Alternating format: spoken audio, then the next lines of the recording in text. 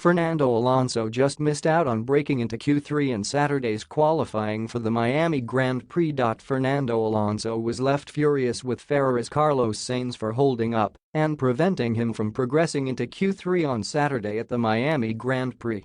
Alpine were already down one driver for qualifying after Esteban Ocon, the Frenchman, suffered a cracked chassis following a crash in FP3. But there were still high hopes Alonso would be in a position to make the top 10 after showing good pace all weekend. Only 5 drivers set a faster time than Alonso on Q1, with the Spaniard comfortably through to Q2. But the two-time F1 world champion was in danger of dropping out late in Q2 with the need for one final lap.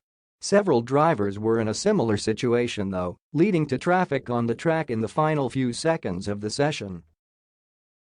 Alonso appeared on course for a fast lap, but he then felt impeded by Sainz coming through the tricky chicane. It's a real shame, because a Ferrari was in my way throughout the second sector, which cost me 4/10, Alonso said.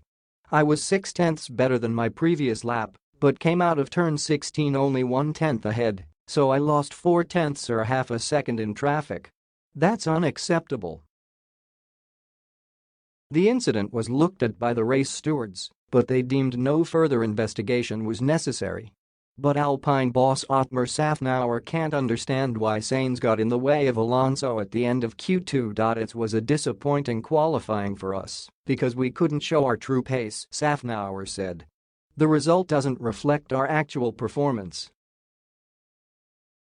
Fernando would have been at least in the top 10 if it weren't for the traffic.